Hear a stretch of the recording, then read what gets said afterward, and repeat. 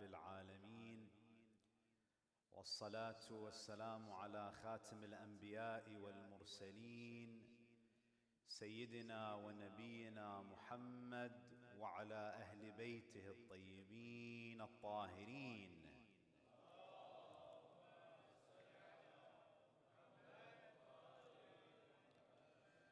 صلى الله عليك يا رسول الله،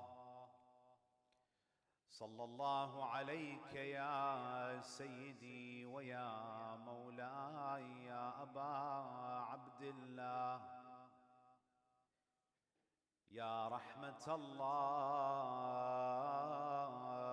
الواسعة ويا باب نجاة الأمة ويا عبرة كل مؤمن ومؤمنة.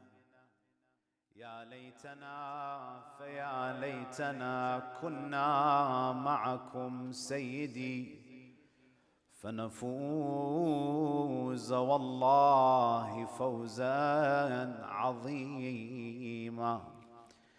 قال تعالى في كتابه الكريم: بسم الله الرحمن الرحيم: إن فرعون علا في الأرض وجعل أهلها شيعا يستضعف طائفة منهم يذبح أبناءهم ويستحيي نساءهم إنه كان من المفسدين. صدق الله العلي العظيم. صلوا على محمد وآل محمد.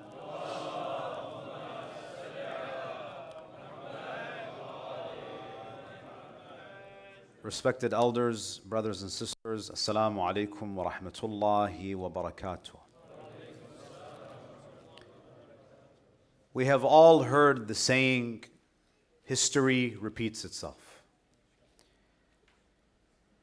And for this reason, you find many, many verses in the Quran reminding us of the experiences of past nations. Because human beings have a tendency to repeat the mistakes of the past.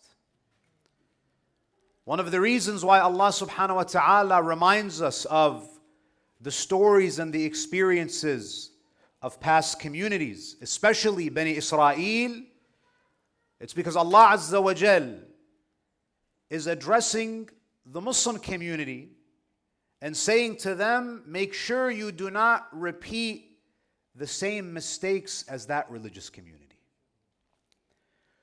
What's interesting is that when you reflect on the Quran, the Zionists of today, they take pride in calling themselves the children of Israel.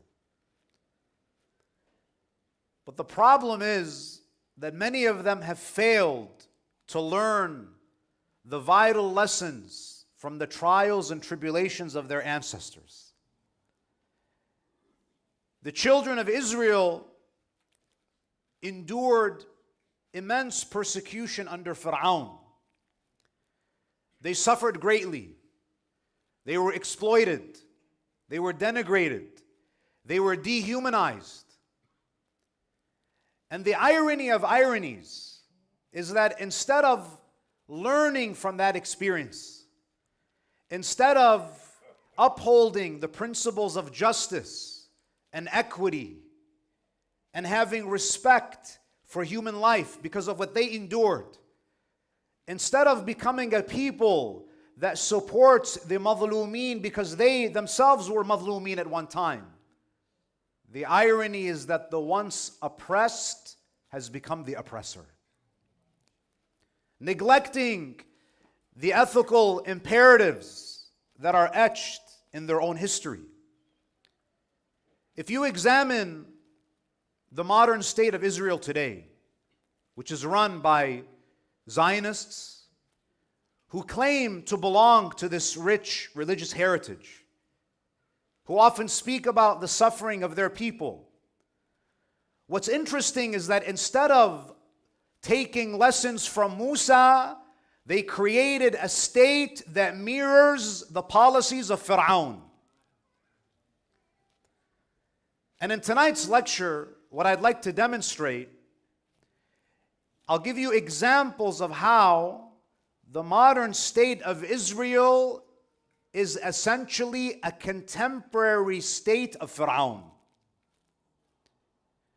Now, if you look at the Quran, what does the Quran tell us about the Pharaoni model of governance?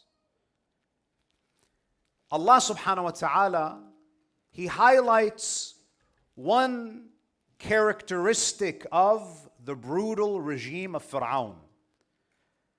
The first thing that we find in the government of Pharaoh is the mass killing of civilians, especially innocent children. The Quran tells us that Pharaoh implemented an official policy whereby any Hebrew male infant that is born is to be immediately executed. Hundreds, if not thousands, of babies were slaughtered immediately after birth. Hence, the Quran tells us, and all of this was done in an attempt to control and to intimidate the Hebrews that lived in ancient Egypt. It was a mechanism of control. And he did this because there was always this paranoia that these people will overthrow my empire. So the Quran tells us, إِنَّ فِرْعَوْنَ عَلَى فِي الْأَرْضِ وَجَعَلَ أَهْلَهَا شِيَعًا يُذَبِّحُ أَبْنَاءَهُم. He used to slaughter their children. And the Quran uses the verb يُذَبِّحُ, which is a present tense verb, which means that this is not just something that happened, once or twice. It was an ongoing policy. Hebrew children in ancient Egypt were being slaughtered before the birth of Musa. And even when Musa returned after spending a decade in Midian, the killing machine of Pharaoh continued. And children, innocent people, were slaughtered. Now, if you take this, you see that the same merciless policy exists in modern-day Israel. And I'll give you some specific examples. One thing that we see about the Zionist state is that even though it claims to be the most moral military in the world, they call themselves the most moral military in the world. They have the most sophisticated weapons that have mind-boggling precision. However, whenever they use their weapons, they seem to disproportionately kill civilians and children. So either your weapons are not sophisticated or you're actually targeting civilians and children. Since October of last year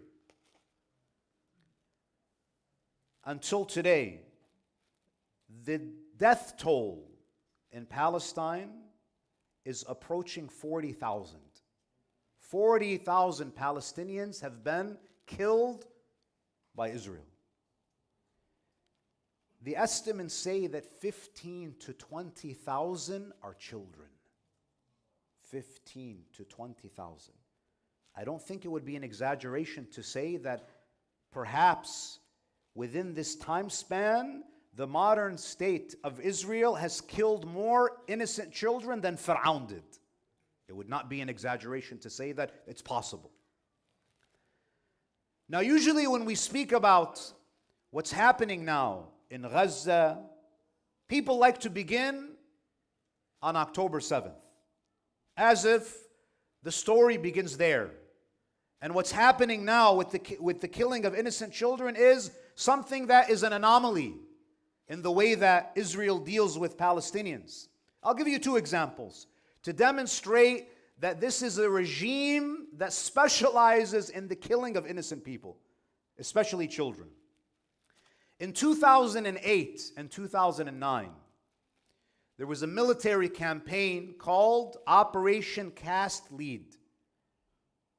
On December 27th, 2008, until January 18th, 2009, the Israeli military conducted a 22-day offensive where they attacked Gaza.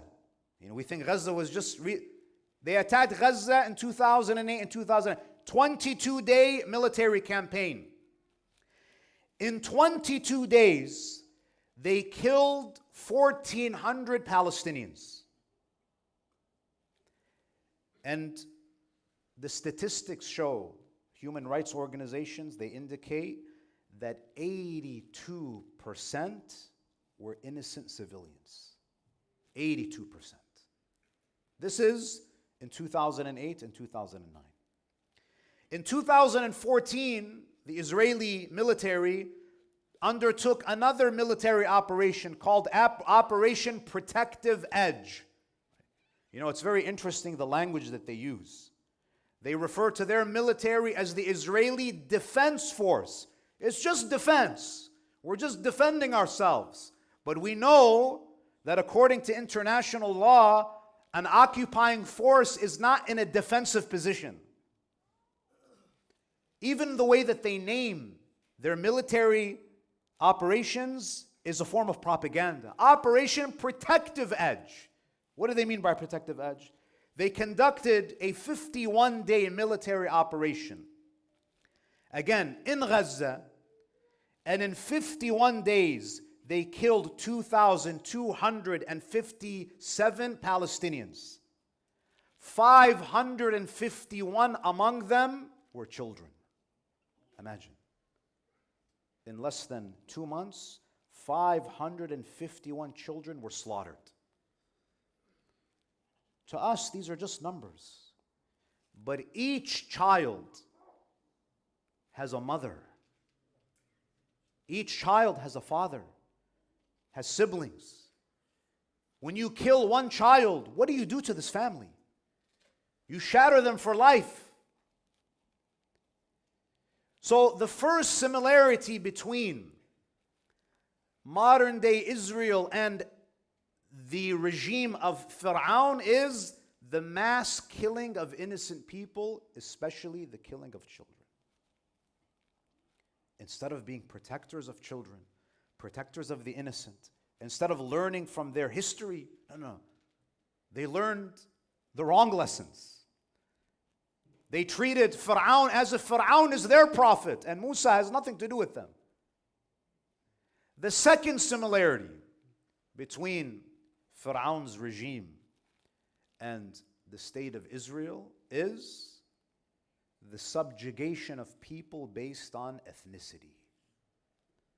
If we go back to ayah number 4 of Surah Al-Qasas, إِنَّ فِرْعَوْنَ عَلَى فِي الْأَرْضِ وَجَعَلَ أَهْلَهَا شِيَعًا. He divided his people. The age-old strategy of divide and conquer. He divided his people. يَسْتَضْعِفُ طَائِفَةً مِّنْهُمْ. He subjugated one group in his nation. And that is who? The Hebrews. You see, in Egyptian society under Pharaoh, the Coptic, the Egyptian was privileged. The Egyptian was registered as a full human being. Whereas the Hebrew was second, third, fourth, fifth class citizen. And this is why in the Quran you see that when Musa comes out of his palace, what happens? What happens is that he finds an Egyptian assaulting a Hebrew, and he comes to his aid. That was not an isolated incident. That was just another day in ancient Egypt, where you have Hebrews abused, persecuted, beaten brutally in public. And it's not against the law. It's not a high crime to kill a Hebrew in ancient Egypt, but it's a high crime to kill an Egyptian. In fact, even if you are Musa, who is the crown prince, who is the adopted son of Pharaoh, you're not forgiven for that. So what does Pharaoh do? He treats them as subhuman. They don't register as full human beings. He exploits them for labor. His entire economy is built off of their backs. They are relegated to live in the worst of conditions. They don't live with the rest of society. They have their own living quarters. They are subjugated because of their ethnicity. Now, when you take this and you see what happens in Israel, it's the same exact policy. Since the inception of Israel, there are over 65 laws that discriminate against Palestinians on the basis of their ethnicity. And I'll just give you a few examples. Number one, in 1960, Israel introduced a law called the right to acquire and lease land. You know, brothers and sisters, 93% of the land in Israel is public land, meaning it's either owned by the Jewish National Fund, by the State of Israel, or by the Development Authority. And it is against the law for this land to be sold to a Palestinian. It can only rotate between these three entities. They're not allowed to own land in those areas. So Palestinians in Israel are actually blocked from leasing about 80% of the land that is controlled by the state. So because of their ethnicity, because of their identity, Sallu ala Muhammad wa ali Muhammad. It's okay. So this is one example of this discrimination based on ethnicity. A second example is in 1950, there was a law that was introduced called the right to return. The right to return. They also introduced a law called the absentees property law. The absentees property law. What is the absentees property law? It means that if you are absent, we get to confiscate your land. So the law stated that any Palestinian refugee who was expelled after November 29th, 1947, they are considered absentees with respect to their land. In 1948, over 750,000 Palestinians were forcibly removed from their land. And after they were removed, the state of Israel looked at all of these apartments and these homes and these orchards, and they say, oh, they're absent. They're not there anymore. So the state does what? They confiscate the land. And what do? Simultaneously, the law of return says what? If you are a Jew who lives in any part of the world, you can come back and we will give you land. You can live in Manhattan. As long as you're a Jew, you can come and we'll give you land. But if you're a Palestinian, sorry, you're absent, we confiscate your land. All because of what? Because the Israeli is registered as fully human and the Palestinian is subhuman. You don't have rights. No. This is an inherent right for the Jew, and it's something that we don't give to you. Another example is the right to residency. The right to residency. Palestinians who have permanent residence in places like Jerusalem, what you find is that their residency is considered a revocable privilege. It's not an inherent right. Which means that Palestinians have to constantly prove to the state that I live here. I live here.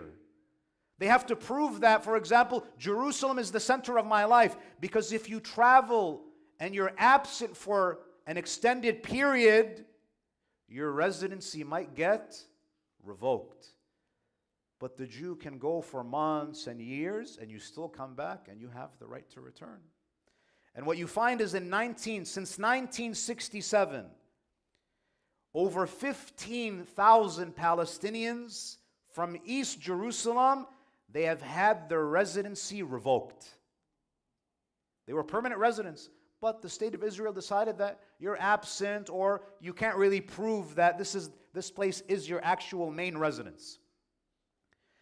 And what's heartbreaking, my dear brothers and sisters, is that in March 2018, Israel passed another law allowing the interior minister to revoke the residency rights of any Palestinian that he deems to be disloyal to the state of Israel.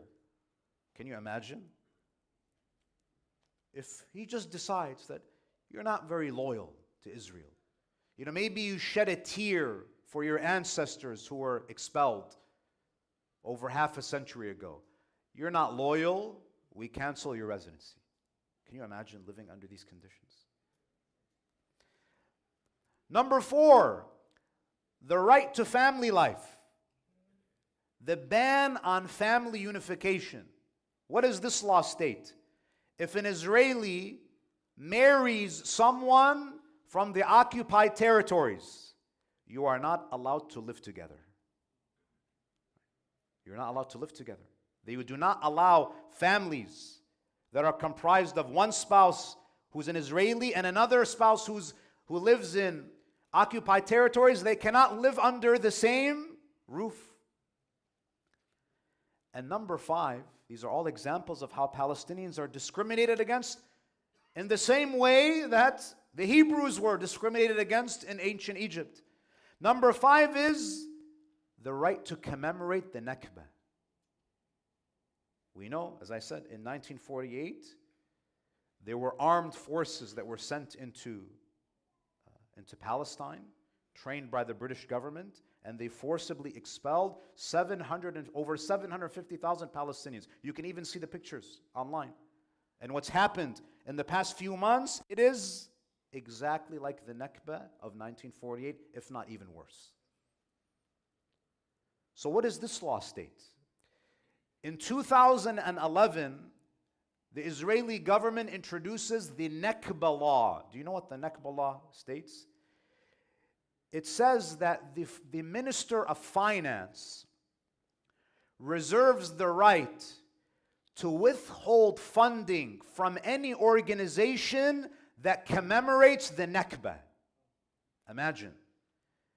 1948, you need to celebrate the establishment of Israel. If you cry for your ancestors, you will lose funding for your organization. Can you imagine that? And this is supposed to be the country that is the beacon of democracy. So the first 2 similarities between the Pharaoh regime and the modern state of Israel is the mass killing of innocent people, especially children. Number 2, the subjugation and the discrimination of people based on ethnicity. Number 3 is the arrogance of both regimes. If you look at Pharaoh, Pharaoh felt that he was untouchable. Pharaoh felt that he was above the law. Pharaoh believed that he was the law. Inna Fir'auna ala fil ard. In another ayah, what does he say? He says to his people that I don't know of any other gods but me. And then he says, if there are other gods, ana rabbukum al-a'la. I am your highest Lord. Pharaoh felt that he was above all. There was a sense of invincibility that he had. Similarly, the state of Israel also feels and exhibits this sense of invincibility, that they are above the law, they are above international law, they are above God's law, they're above any law, they are the law. Why do they feel this way? Because there are certain things that bolster their sense of invincibility. Their military capabilities, their advanced technology. This sense of being unassailable is reinforced by the fact that they have superpowers who are their allies. So what this does is that because they feel that they are above the law and they are untouchable, they continue to expand their settlements, even though it's in violation of international law. No, to them, international law is for everybody else. It's for these poor Gentiles. Yeah, you guys follow the international law. We are a different category of people. We don't have to respect international law. In fact, not only are we going to expand our settlements, even though it violates international law. In the West Bank, we will continue to build. We will continue with our genocide, even though the entire world is pointing the finger and we are in clear violation of international law. We will continue to move forward. And even if the International Criminal Court issues arrest warrants for our top officials, we will invade Rafah. What does that say? Inna Pharaoh ala fil ard, and the same thing is with Israel. They are above the law. Pharaoh did not feel accountable to anybody. Pharaoh did not care about international law or even the laws of, no, it's his law. And everyone has to yield and submit. Number 4, the fourth similarity between the Pharaoni rule and the modern state of Israel is the use of magicians and distractions. If you look at Pharaoh, what does he do? An integral part of the Pharaoni system are who? The Sahara, the magicians. Now, what role do the magicians play in Pharaoh's government?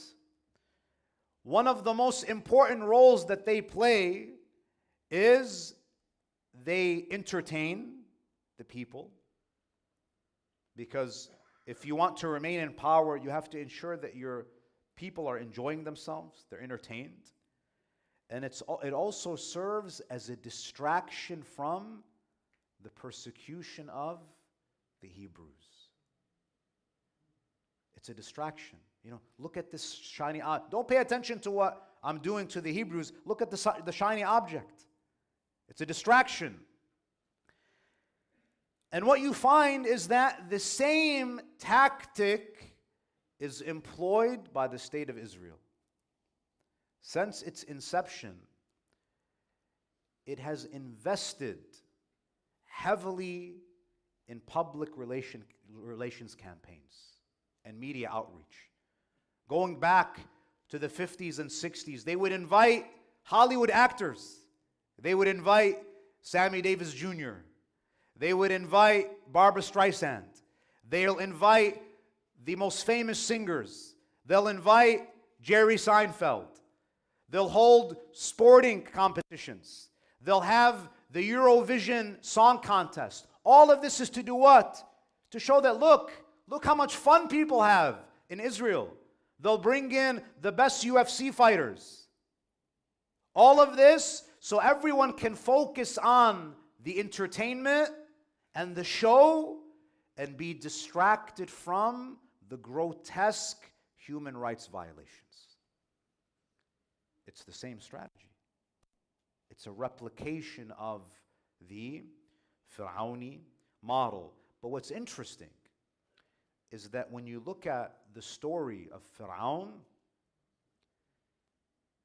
the magicians at least some of them, they eventually opened their eyes. And this is what we see today in the world.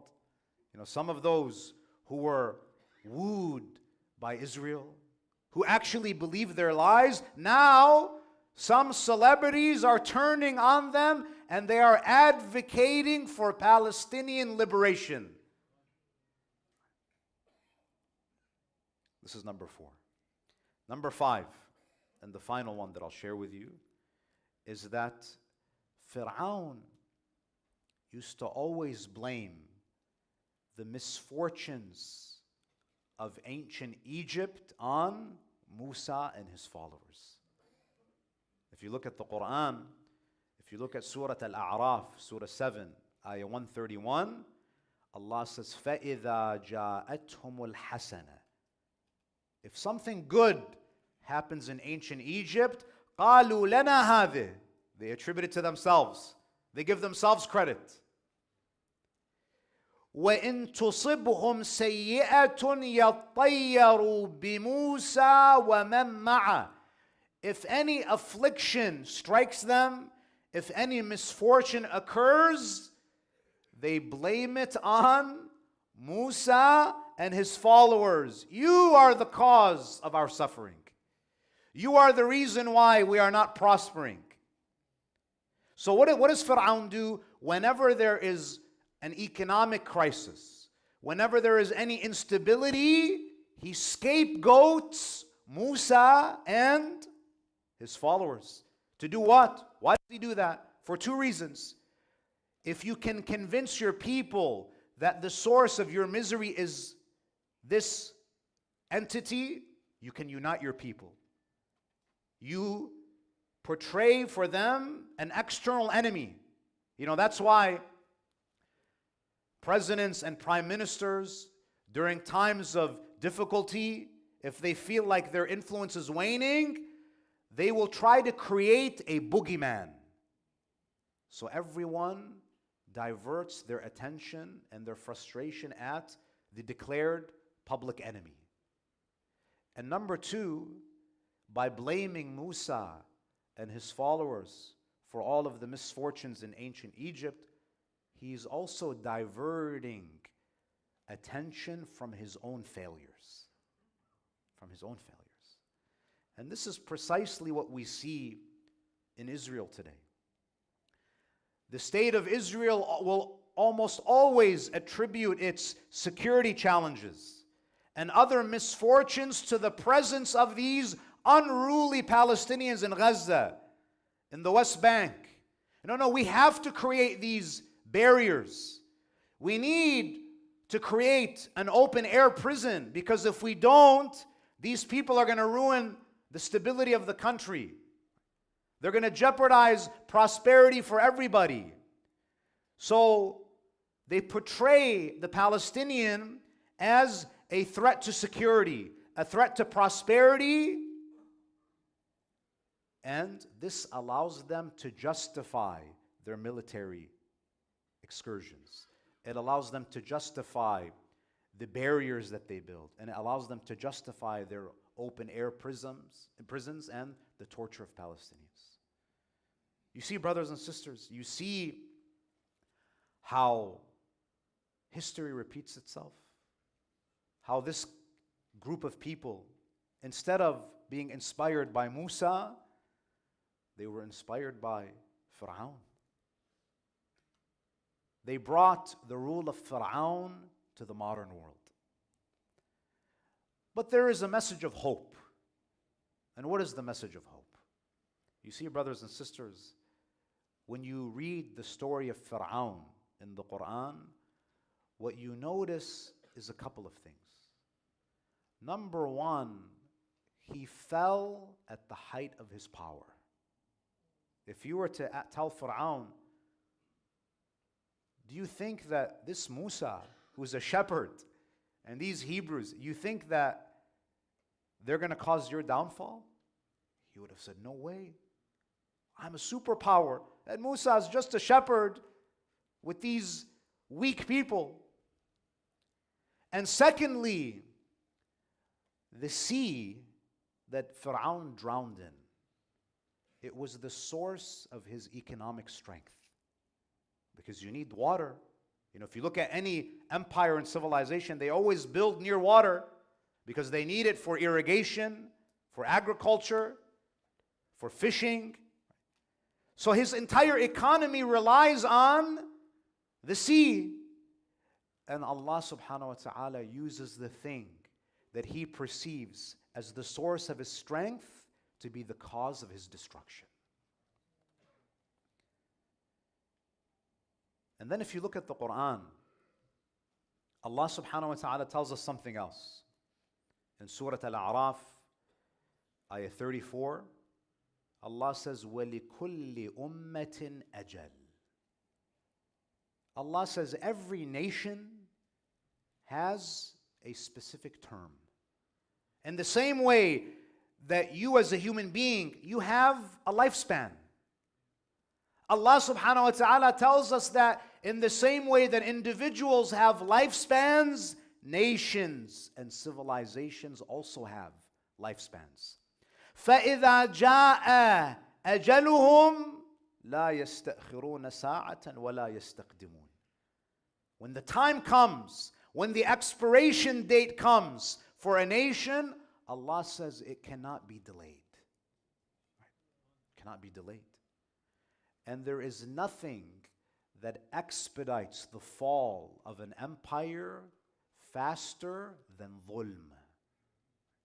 If you look at Bani Umayyah, usually you would think that the Umayyads, with all of their money and all of their power, you would think that they would have lasted much longer than they did, because empires usually last for hundreds and hundreds, if not thousands of years.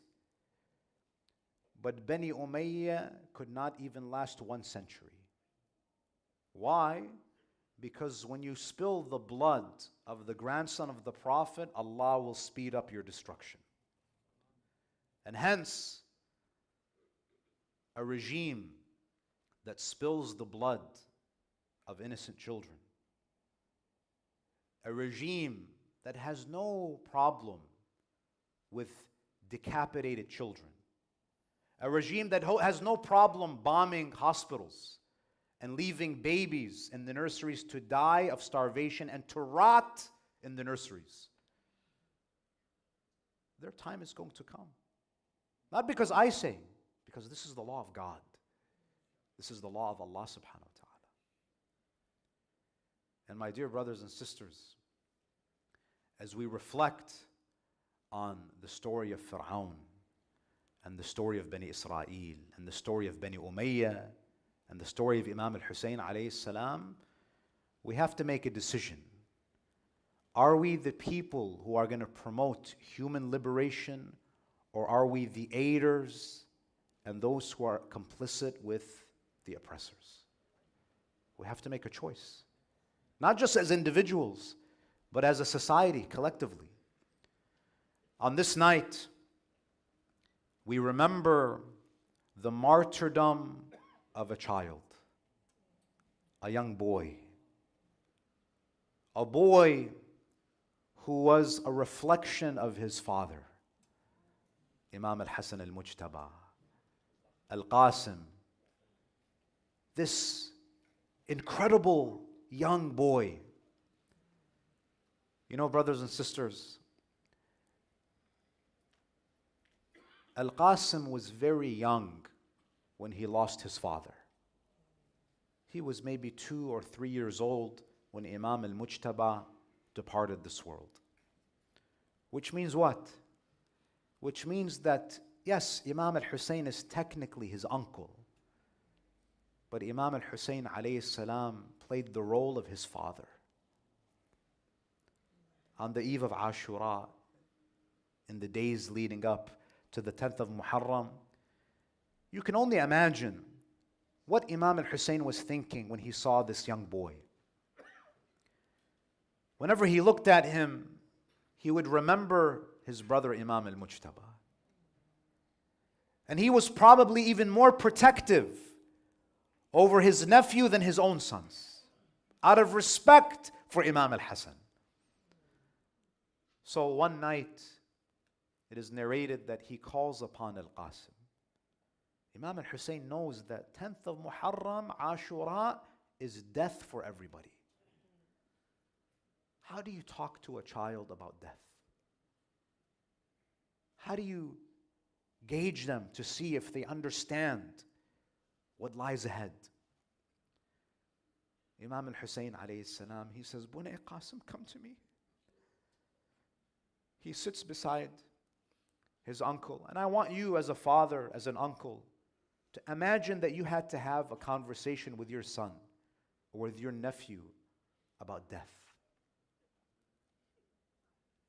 Imam al-Husayn alayhi salam, he looks at him and he says, Bunay Qasim, كيف الموت عندك? What is your opinion about death? What do you think about death? This young boy, he looks at Imam al-Husayn. He looks at his uncle without a moment of hesitation. He says, Ya am, fi nusratika ahla min al-asal. He says, oh my uncle Husayn, to be killed, to die alongside you, it is sweeter to me than honey. Look at the consciousness. Look at the piety. Look at the nobility. A young man, 13 years old, maximum 16 years old, to have this vision, to have this piety, to have this certainty. Imam al-Husayn alayhi salam, even though he knew that Al-Qasim was willing and ready to sacrifice himself, Imam al-Husayn alayhi salam was so reluctant to give him permission. Every martyr that fell on the day of Ashura broke the heart of Imam al-Husayn. Every cry was cutting up the heart of Imam al-Husayn. When Al-Qasim on the day of Ashura, after all of the adults were killed, after Ali al-Akbar was martyred, after all of the ashab have been butchered, after Al-Abbas alayhi salam has been martyred, no, there's no more adults.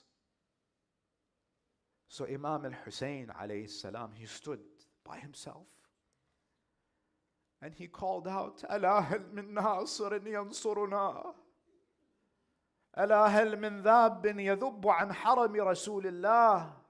Is there anyone who can help us? Is there anyone out there to support us? At that moment, because the adults were gone, the children came out of the tents and said, لبيك أبا عبد الله. And one of them was Al-Qasim alayhi salam. He comes to his uncle Imam al-Husayn. He says, Sayyidi Aba Abdullah. Everyone is gone. I want to join them. Give me permission. Imam al-Husayn alayhi salam refused. How could he see? Imam al-Husayn has witnessed enough death. How can he bear to see his nephew get killed in front of him? He says, my nephew, no. I cannot bear to see you get killed in front of me. I'm your uncle, I'm your protector. How can I see you get killed in front of me? Al-Qasim, he goes into his tent and he retrieves a letter, a written statement.